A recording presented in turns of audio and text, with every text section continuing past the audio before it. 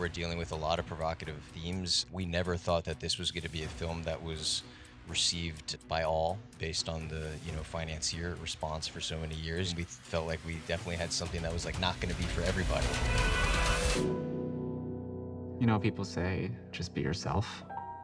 Like, what version of me? Together or separate? Together. Separate. It's been a long road for you guys. Premiered at Sundance, and I know, David, you were trying to make this movie for many years before that. So why don't you share the origin story with us about how you discovered Mr. James Sweeney, who directed this film and stars with Dylan?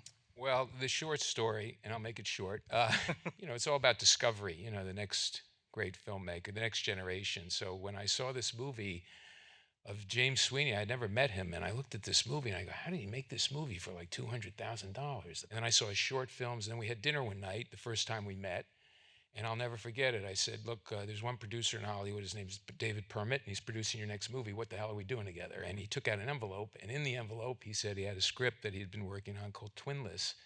And I asked him what it was about, and he said, it's about two guys who meet in a twin bereavement group. And I go, oh, what? And he said, twin bereavement group. I never knew there was such a thing. And then obviously I discovered there is. So he described it a bit to me, and I said, order dessert. I'm going home to read it tonight. And I did.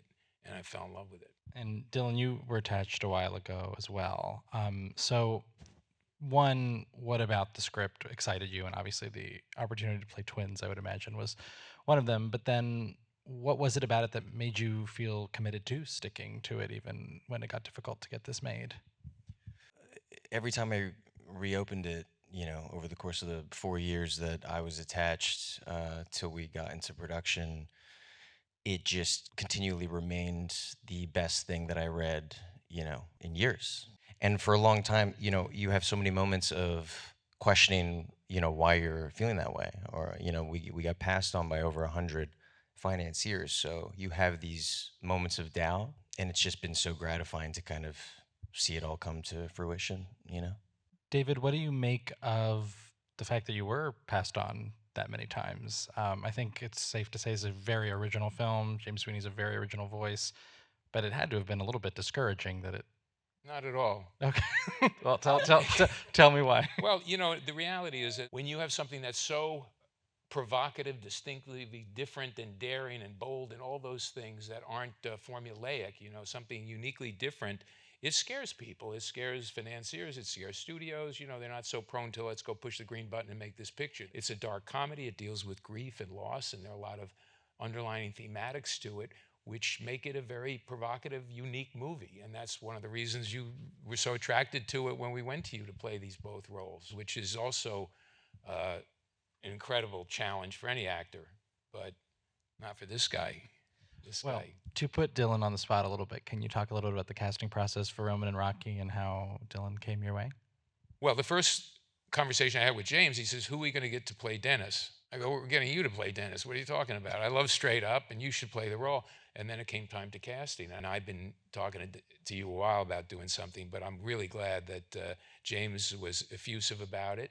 And more importantly, ultimately, you were effusive about the material. So you're presented with playing twins. What was that initial work like in terms of how you were differentiating these characters, what kinds of choices you want to make, and also just how you thought of these two characters together? It's interesting because for me, actually, the real challenge was not so much differentiating. That was so much fun. And the script was so fantastic, and the characters were so colored in from the get-go that I had such a good foundation of a vision, such a clear and instinctive vision of both of these guys.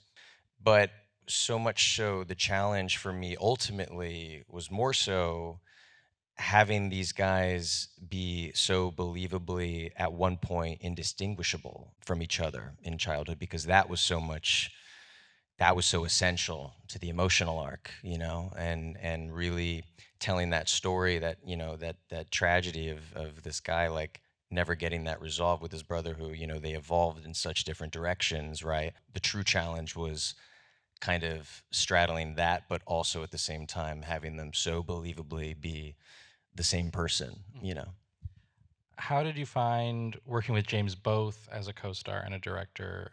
I would think that in terms of the intimacy that you guys have together on screen, it really would require a level of trust between you. Can you speak to that a little bit? Just the bond that you developed. Oh yeah, of course.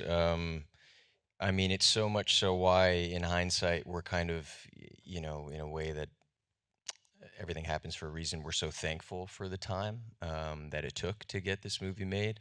Obviously, at many points during that time, we were in such turmoil. But in hindsight, it really lent itself to such a foundation of trust between us. I mean, we did that, Rocky sequence was the first 2 days of filming. So on day two, in the span of those 2 days, we're doing the stunt, the car crash hit, the sex scenes. On day two, we were doing that.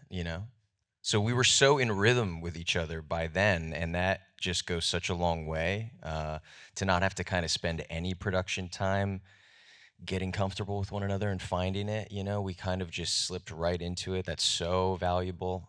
The sensitive things that we're portraying and that we're constantly on set having these conversations about, and kind of, again, we know we're dealing with a lot of provocative themes. We never thought that this was going to be a film that was received by all, at least doing the math based on the financier response for so many years. You know what I mean? We felt like we definitely had something that was like not going to be for everybody. We're making these creative choices, but we're taking swings. We're trying to calibrate. We're kind of going, okay, is this too, in terms of the violence, and sort of what these characters do, these flaws that we're exploring, these things that we're asking to forgive. It's all levels, it's all conversations, it's all calibrating and guessing at the end of the day, and just kind of making a choice and going with it. And trust goes a long way in that. I'm curious, both in the genesis of the movie and the way you guys played it, about the confession scene, Dennis's confession. You mentioned the calibrating. How did you get to the point, I suppose, where Roman gets, and were there different versions of the way that played out? Oh, yeah. Yeah, the hotel scene when Dennis breaks down to him. Yeah, that was certainly on the day. We're trying to play with levels. How innocent do you want it to be? How confused do you want him to be? How lost, and how much do we lean into the pain, the hurt, the stunness? Can he even put together what he's saying? There's so many versions of trying to make that scene believable and not feel like a film. David, was there any lesson, I suppose, that you took away? You've made all kinds of movies over your career, all sizes, and this one, given the struggles to get it made. Just enormously proud of the achievement, proud of what's on the screen, and proud of how it resonates with audiences. I mean, the reviews, 97% Rotten Tomatoes. I mean, everybody seems to really embrace. I had to say that, you know that. I'm a producer. Why can I say that? He looks at me. Well, you know what? The funny thing is, when James was named one of the top 10 directors in Palm Springs International Film Festival at the annual event, they sent me a note when they saw the film. And the note was, David, we've known you for years. This is the first time you haven't oversold. That's what they told me.